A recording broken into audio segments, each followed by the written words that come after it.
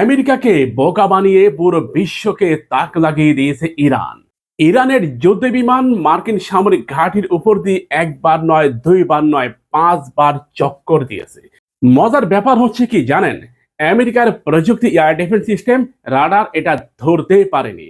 ইরানের এই যুদ্ধ বিমানগুলো এতই কুখ্যাত, ধারণা করা হচ্ছে এগুলো চাইনিজ প্রযুক্তি J-16। উত্তর আমেরিকার একটি সামরিক ঘাঁটির উপর দিয়ে ফ্লাই করা এই 5টি যুদ্ধ বিমান রীতিমতো আমেরিকাকে এই বার্তা দিয়েছে যে তোমার প্রযুক্তি তোমার কাছে রেখে দিয়ে আমার প্রযুক্তি আমি তোমাকে দেখিয়ে দিয়েছি। অর্থাৎ আমি আসলাম, দেখলাম, অবশেষে আমি চলে গেলাম।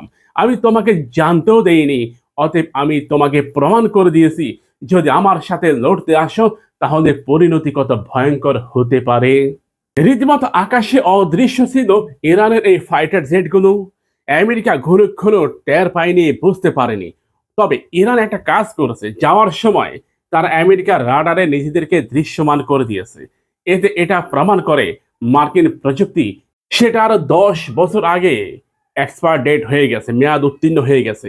ইরান নতুন করে এই জ্যোতি বিমানগুলোর মধ্যে নিজস্ব প্রযুক্তি সংযুক্ত করেছে, যার ফলে ইরান এমন কিছু প্রযুক্তি সামরিক বহরে যুক্ত করেছে যেগুলো কোনো রাডারে ধরা পড়ে না। এই ঘটনার পর ইরানে আক্রমণের চিন্তা ভাবনা ভুলে গেছে ডোনাল্ড ট্রাম্প। আমরা প্রথমে ধরে নিয়েছিলাম হয়তো আরব রাষ্ট্রগুলোর চাপের কারণেই আমেরিকা ইরান আক্রমণ থেকে সরে এসেছে। না, পরবর্তীতে চাইনিজ গণমাধ্যম এটা জানিয়েছে এই পুরো বিস্তারিত তথ্যটা। এরপরে ডোনাল্ড ট্রাম্প তার প্রযুক্তি, তার কারিগরি, তার মিলিটারি সবকিছুকেই এক টেবিলে জড়ো করেছেন। আমেরিকার হোয়াইট হাউস থেকে শুরু করে প্যান্টাগন পর্যন্ত, আমেরিকার গোয়েন্দা সংস্থা সিআই থেকে শুরু করে ঊর্ধ্বতন সামরিক কর্মকর্তারা সব জানিয়ে দিয়েছে ইরান আক্রমণের পরিস্থিতি খুব ভালো হবে না।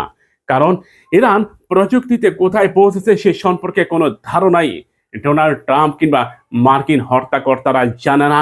যে রাষ্ট্র দুর্বল এক মরুর প্রান্তর থেকে মহাকাশ পর্যন্ত পৌঁছে গেছে, যে রাষ্ট্র নিজস্ব প্রযুক্তির মাধ্যমে এয়ার ডিফেন্স সিস্টেম তৈরি করেছে, যে রাষ্ট্র নিজস্ব প্রযুক্তির মাধ্যমে স্যাটেলাইট তৈরি করেছে, স্যাটেলাইটে নিজেদের ইমেজকে সারা বিশ্বব্যাপী ছড়িয়ে দিয়েছে, তাদের বিপক্ষে যুদ্ধ করাটা কতটুকু যৌক্তিক হবে?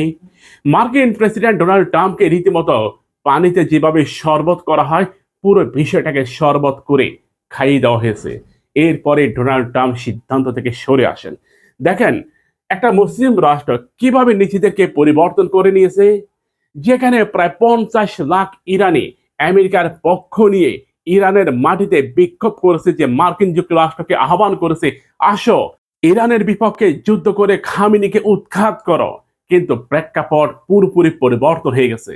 ইরান বিক্ষোভকারীদের হটানোর জন্য আকাশ প্রতিরক্ষা ব্যবস্থা করেছে। অর্থাৎ ইরান আকাশে এমন বৃষ্টি তৈরি করেছে, বৃষ্টির ফলে প্রচন্ড ঠান্ডায় ইরানি জনগণ মাঠ থেকে উঠে যেতে বাধ্য হয়েছে। দেখেন, ভাতে নয় হাতে নয়, ইরান প্রযুক্তি দিয়েই এখন সবকিছু সম্পূর্ণ করতেছে। অর্থনৈতিকভাবে ইরানকে রীতিমতো কাবু করে দিয়েছে আমেরিকা। আর সেই আমেরিকার অর্থনীতির উপরই ইরান এখন বড় ধরনের অস্ত্র চালিয়েছে। অর্থাৎ হরমুজ প্রণালী এখন পুরোপুরি ইরানের নিয়ন্ত্রণে। আগেও ইরানের নিয়ন্ত্রণে ছিল, কিন্তু ইরান সম্প্রতি হরমুজ প্রণালীতে বিদেশি জাহাজ আসা যাওয়ার পথ একেবারে বন্ধ করে দিয়েছে। এতে করে আন্তর্জাতিক অঙ্গনে ব্যাপক হারে জ্বালানির দাম বৃদ্ধি পাবে।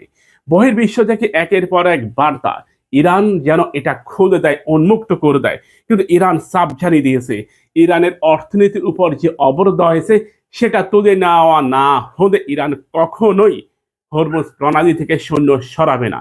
কোথায় যাবে আমেরিকা? ভিডিওটি শেয়ার করুন, চ্যানেলটিকে সাবস্ক্রাইব করুন।